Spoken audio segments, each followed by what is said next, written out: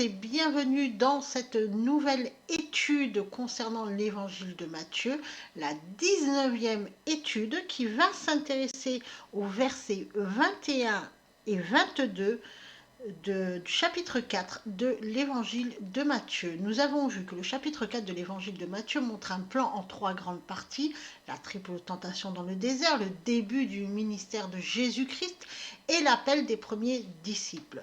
Lors de nos études précédentes, nous avions expliqué la triple tentation dans le désert et le début du ministère en Galilée, ainsi que l'appel de Simon et André, donc l'appel des 2 premiers disciples.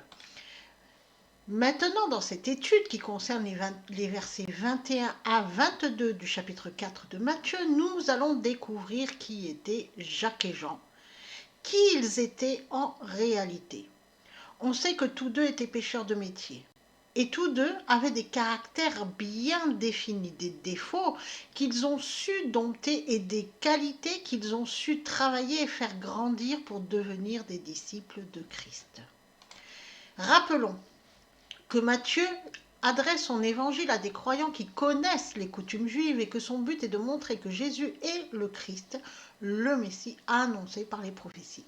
Il est certainement l'évangéliste qui fait le mieux comprendre que le Nouveau Testament est éclairé par l'Ancien Testament, lequel ne se comprend qu'à la lumière du Nouveau Testament. Commençons par lire les versets 21 et 22 du chapitre 4 de Matthieu. Ayant passé de là plus avant, il vit 2 autres frères, Jacques, fils de Zébédée, et Jean, son frère, dans la barque avec Zébédée, leur père, arrangeant leurs filets, et il les appela. Et eux, laissant aussitôt la barque et leur père, le suivirent. La première chose qui nous frappe à la lecture de ce texte, c'est la similitude entre l'appel de Simon, Pierre et André et l'appel de Jacques et Jean. En effet, Simon, Pierre et André sont 2 frères et pêcheurs de métier. Relisons les versets 18 à 20 qui concernent leur appel. Et marchant le long de la mer de Galilée, il vit 2 frères, Simon, appelé Pierre, et André, son frère, qui jetaient un filet dans la mer, car ils étaient pêcheurs, et il leur dit, « Venez, suivez-moi, et je vous ferai pêcheurs d'hommes. » Et eux, laissant aussitôt leur filet, le suivirent.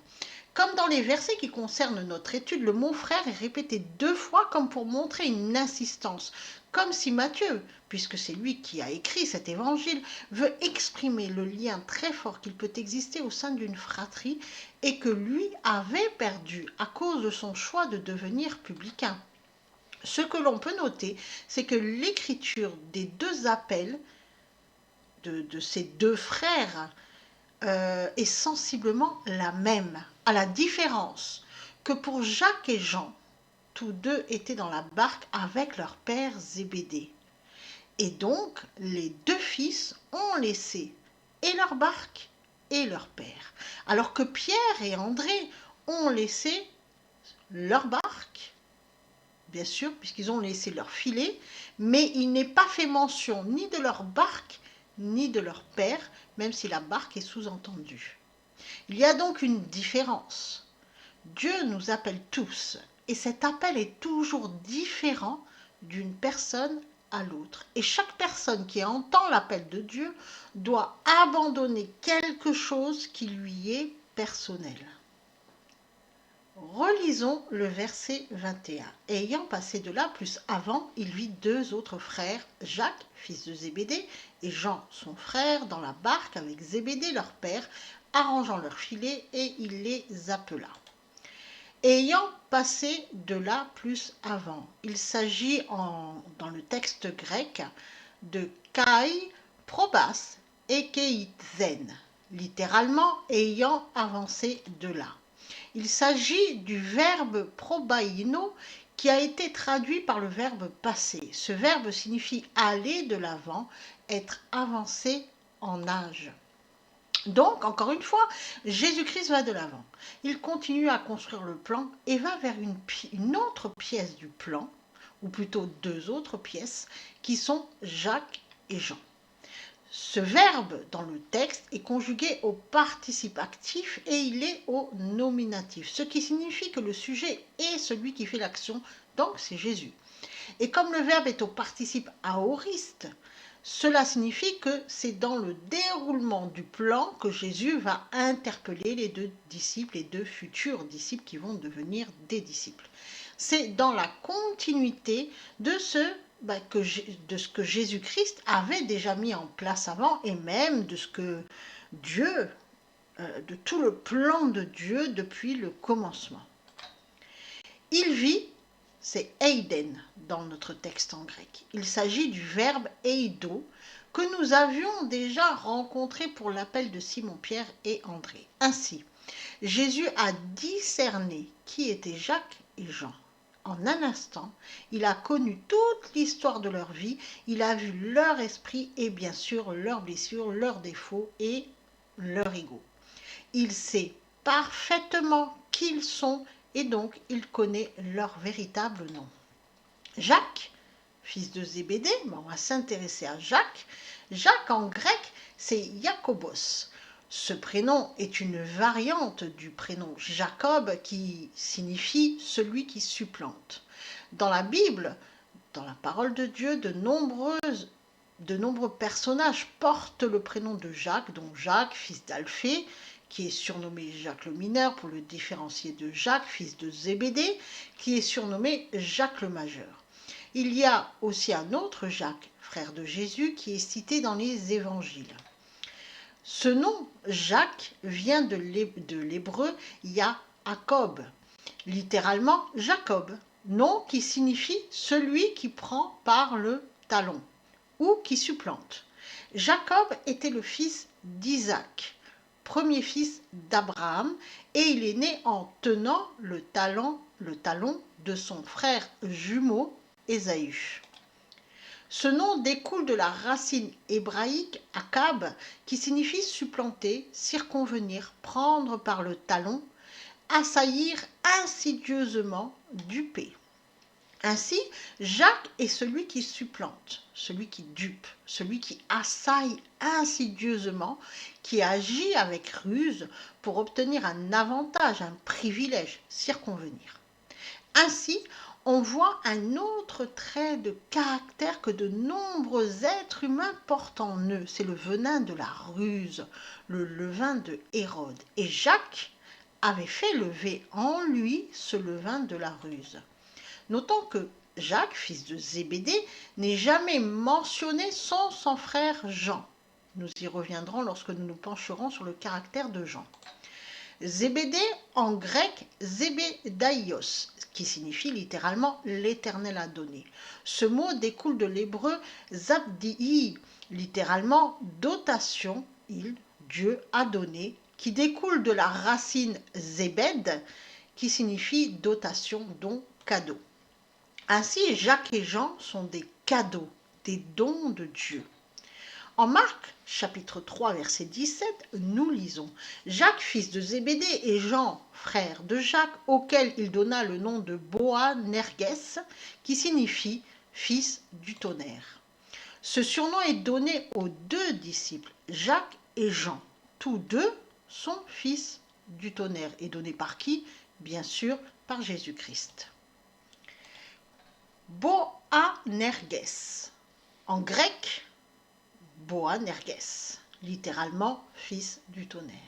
Ce mot découle de l'araméen Ben Regaz, littéralement fils de la fureur, fils de la colère. Tonnerre, c'est bronté, mot qui signifie tonnerre. Ce mot est un parent du mot brémo qui signifie gronder, retentir. Ainsi, Jacques était quelqu'un de tourmenté, d'impétueux et d'autoritaire, puisqu'il avait cette disposition à gronder. Et on l'a surnommé le majeur face à Jacques le mineur, en Marc, on peut le lire en Marc chapitre 15, verset 40. C'était quelqu'un qui aimait donner des ordres, et il était quelqu'un de rusé, quelqu'un qui dupe, qui supplante, pour obtenir ce qu'il veut. Nous avions dit que Jean est aussi appelé fils du tonnerre, mais qu'en est-il en réalité? Voyons Jean, son frère. Jean est nommé dans les évangiles de Matthieu, dans Luc et dans Marc est toujours comme étant le frère de Jacques. Toujours avec Jean, son frère. Jean, frère de Jacques. Dans ces trois textes, il est toujours mentionné avec son frère Jacques l'autoritaire. Cependant, dans son évangile, Jean ne se nomme pas, jamais, et jamais avec son frère. Il se nomme ce disciple ou le disciple que Jésus aimait. Mais quand il se nomme ainsi, c'est toujours accompagné de Pierre. En fait, Jean était sous l'influence de son frère Jacques l'autoritaire. Quand il était avec Jacques, il réagissait et agissait comme Jacques, sans être véritablement lui-même. Jean, c'est Johannes, littéralement l'Éternel a fait grâce. Encore une fois, dans la Bible, on trouve de nombreux personnages qui portent le nom de Jean. On va citer Jean le Baptiste et Jean, surnommé Marc, le compagnon de Barnabas et Paul, celui qui a écrit l'évangile de Marc, il s'appelait Jean. Jean, fils de Zébédée, c'est-à-dire le fils du cadeau, du don, est celui qui a écrit l'évangile de Jean, ainsi que les épîtres de Jean et bien sûr le livre de l'Apocalypse. Dans ses écrits, il ne se nomme jamais, ce qui révèle une personne remplie d'humilité. Lorsqu'il est avec son frère Jacques, il est fils du tonnerre, car influencé par son frère, il est lui aussi tourmenté et impulsif. Finalement, parce qu'il est sous l'autorité de son frère, il agit comme son frère. Mais lorsqu'il est seul, lorsqu'il n'est pas soumis à l'influence de son frère, il est rempli d'humilité. Nous avons donc Jacques l'autoritaire, habité par le levain de la ruse, et Jean qui est sous son influence, mais qui seul révèle sa véritable personnalité. Ainsi, Jacques, par la conversion, est devenu doux et a su combattre cet esprit de ruse qui le rendait fils de tonnerre, et Jean a su prendre son envol en devenant lui-même et non plus comme son frère voulait qu'il soit. Encore une fois, nous voyons que Jésus construit l'homme avec l'homme et fait devenir l'homme un être humain, c'est-à-dire un esprit créé à l'image et à la ressemblance de Dieu. Nous voyons aussi que Jésus-Christ n'a pas choisi des disciples doux et humble de cœur. Jean était humble de cœur, mais très influencé et influençable. Mais il a choisi des disciples qui avaient tous des défauts et certains disciples avec des caractères très trempés et d'autres disciples qui étaient plus soumis, qui n'arrivaient pas à immerger leur propre personnalité. Et donc, dans les disciples qu'il a choisis, on en a vu 4 jusqu'à présent, on commence à voir se dessiner en fait l'humanité entière. Donc les 12 disciples représentent toute l'humanité, tout ce qu'on peut voir chez un homme, chez une femme, comme défaut, comme qualité, comme proportion à agir ainsi, etc., etc. Les appela. Il s'agit du verbe kaleo, qui signifie appeler, appeler par le nom. Donc, Jésus-Christ les appelle par leur nom, c'est-à-dire qu'il les connaît. Il connaît leur esprit, donc il sait parfaitement qui ils sont. Continuons avec le verset 22. « Et eux, laissant aussitôt la barque et leur père, le suivirent. » Aussitôt, c'est eutéos, adverbe qui signifie directement, immédiatement, sur le champ, tout de suite. Cet adverbe découle de l'adjectif eutus qui signifie droit, de niveau, aplani, juste, vrai, sincère, directement, immédiatement sur le champ. Donc on comprend que c'est avec un cœur droit que les disciples ont suivi Jésus-Christ, avec un cœur qui n'était pas partagé, un cœur juste et vrai. Il n'y avait en eux, à cet instant précis, aucune ambivalence, aucun calcul. À cet instant, ils n'ont pas pensé à ce que leur rapporterait le fait de suivre Jésus-Christ. Ils l'ont suivi sans arrière-pensée. Laissant, c'est aphentes dans le texte en grec. Il s'agit de la conjugaison du verbe aphiemi au participe passif et à l'aoriste. Donc il n'y a aucune notion de temps et les disciples sont passifs, c'est-à-dire que c'est l'Esprit Saint qui agit en eux. Leur père, Leur père, c'est la traduction en grec de cette locution ton patera auton, littéralement le père de. Le père en grec, c'est pater, c'est un mot racine qui comporte de nombreux sens. Il peut revêtir le sens de géniteur ou ancêtre mâle et donc le sens de père biologique. Il peut aussi revêtir le sens d'un fondateur d'une race ou d'une tribu, l'initiateur d'un peuple, comme par exemple Abraham, père des Hébreux. Il peut revêtir le sens de celui qui est avancé en âge, donc le sens de l'aîné. Et métaphoriquement, ce mot peut désigner celui qui est à l'origine et qui transmet toute chose, celui qui gouverne sur une tribu, sur une famille, celui qui veille sur toute une famille. Ce mot désigne aussi un enseignant qui communique sa connaissance et son savoir à des élèves. Le père, par exemple, de la littérature, le père de la médecine. Et enfin, c'est Dieu qui est appelé Père. Ainsi, Jacques et Jean laissent leur géniteur terrestre, celui qui les a enseignés et guidés jusqu'à présent, pour rejoindre le Père. Il y a donc un transfert au niveau de l'enseignement. Zébédée a appris à ses fils les choses terrestres, les choses du monde. Il leur a aussi enseigné le métier de pêcheur. Mais maintenant, auprès de Jésus, ils vont être enseignés sur les choses de Dieu, les choses spirituelles. Suivir, c'est le verbe, c'est akoloutésan dans notre texte en grec, et il s'agit de la conjugaison du verbe akolouteo, qui signifie suivre celui qui précède, se joindre à sa suite, accompagner, se joindre comme disciple, devenir un disciple ou faire partie du groupe. Ce verbe est composé de la particule A, qui est la première lettre de l'alphabet grec, l'alpha. Or, Jésus-Christ, Christ est l'alpha, pour indiquer qu'il est le commencement, et l'oméga, qu'il est la fin. Et cette lettre indique aussi une particule d'union. Elle unit A, qui est le utos, qui désigne une route, un chemin. Donc on s'unit au chemin de Jésus. Donc ce n'est pas simplement que les disciples ont suivi Jésus, non, ils se sont unis à Jésus-Christ qui est le chemin. Ils se sont profondément unis à lui comme le sarment est uni à la vigne.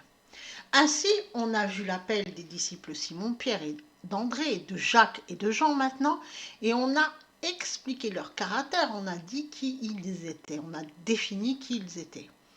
Dans la suite du chapitre 4 de l'évangile de Matthieu, la suite et la fin, qui sera l'étude numéro 20, on verra la mise en place du ministère de Jésus-Christ en Galilée. Mais avant de vous quitter, on va lire donc ces deux versets 21 et 22 sémantiquement, dans une traduction sémantique donc de sens, pour qu'on puisse vraiment comprendre ce qu'il s'est passé. Verset 21. Continuons à construire le plan. Jésus discerna Jacques et Jean.